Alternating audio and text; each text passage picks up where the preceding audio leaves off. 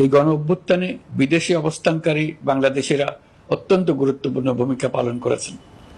জাতি তাদের অবদান বিশেষভাবে স্মরণ করবে। নতুন বাংলাদেশ গড়ার কাজে আমরা তাদের অংশগ্রহণ চাইব।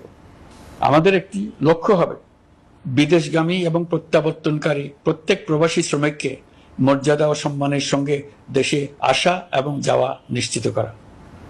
সে ব্যাপারে শিগগিরই পদক্ষেপ নেওয়া হবে।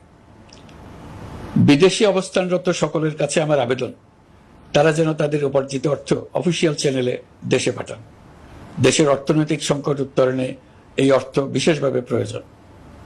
কি কি ব্যবস্থা নিলে তাদের জন্য অফিসিয়াল চ্যানেলে অর্থ পাঠানো সহজ হবে সেটা সম্বন্ধে আমরা তাদের পরামর্শ নেব। সারা দেশ ঘুষের মহাসমুদ্রে নিমজ্জিত। কিভাবে ঘুষ থেকে আমরা মুক্ত হতে পারি তার জন্য আমাদের পরামর্শ দেন। শুধু এই কাজটা নিয়ে অগ্রসর হতে পারলেই আমি মনে করি দেশের জন্য এই সরকার একটা গুরুত্বপূর্ণ অবদান রেখে গেছে বলে স্মরণীয় হয়ে থাকবে। আমি কথা দিচ্ছি, এই ব্যাপারে আমি আমার সর্বশক্তি নিয়োজিত করব। আমাদের দায়িত্ব দেশের সকল মানুষকে একটি পরিবারের বন্ধনে আবদ্ধ করা।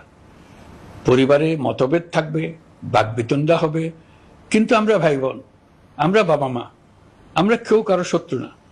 কাউকে তার মতের জন্য শত্রু মনে করব না, কাউকে ধর্মের কারণে শত্রু মনে করব না, কাউকে লিঙ্গের কারণে শত্রু মনে করব না।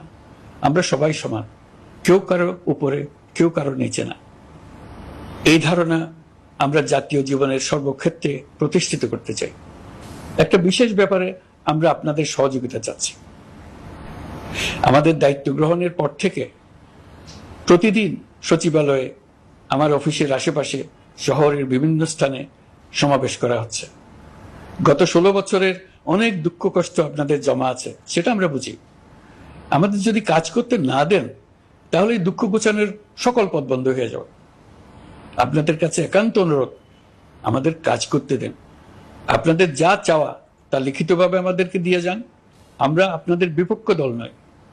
আইনসঙ্গতভাবে যা কিছু করার আছে আমরা অবশ্যই তা করব, কিন্তু আমাদেরকে ঘেরাও করে এই গুরুত্বপূর্ণ দিনগুলোতে আমাদের কাজে বাধা দেবেন না। সবাই মিলে তাদের বোঝান, তারা যেন এই সময়ে তাদের অভিযোগের প্রতি দৃষ্টি আকর্ষণের জন্য আমাদের দৈনন্দিন গুরুত্বপূর্ণ কাজে বাধা না দেন। একটা বিষয়ে সবাই জানতে আগ্রহী, কখন আমাদের সরকার বিদায় নেবে। এটার জবাব আপনাদের হাতে। কখন আপনারা আমাদেরকে বিদায় দেবেন? আমরা কেউ দেশ শাসনের মানুষ নই। আমাদের নিজ নিজ পেশায় আমরা আনন্দ পাই। দেশের সংকটকালে ছাত্রদের আহ্বানে আমরা এই দায়িত্ব গ্রহণ করেছি। আমরা সমস্ত শক্তি দিয়ে দায়িত্ব পালন করব। আমাদের উপদেষ্টা মণ্ডলীও এই লক্ষ্যে উদ্বুদ্ধ হয়ে সবাই মিলে একটা টিম হিসেবে কাজ করে যাচ্ছি। কখন নির্বাচন হবে সেটা সম্পূর্ণ রাজনৈতিক সিদ্ধান্ত, আমাদের সিদ্ধান্ত নয়। দেশবাসীকে ঠিক করতে হবে আপনারা কখন আমাদেরকে ছেড়ে দেবেন। আমরা ছাত্রদের আহ্বানে এসেছি, তারা আমাদের প্রাথমিক নিয়োগকর্তা। দেশের আপামর জনসাধারণ আমাদের নিয়োগ সমর্থন করেছে। আমরা ক্রমাগতভাবে সবাইকে বিষয়টি স্মরণ করিয়ে যাব, যাতে হঠাৎ করে এই প্রশ্ন উত্থাপিত না হয় আমরা কখন যাব।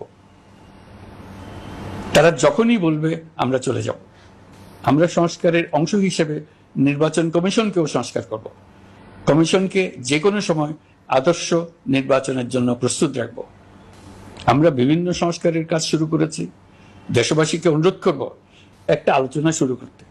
আমরা সর্বনিম্ন কি কি কাজ সম্পূর্ণ করে যাব, কি কি কাজ মোটামুটি করে গেলে হবে। এই আলোচনার মাধ্যমে আমরা একটা দিক নির্দেশনা পেতে পারি। তবে চূড়ান্ত সিদ্ধান্ত রাজনৈতিক সিদ্ধান্ত, সেটা রাজনৈতিক আলোচনা থেকেই আসবে।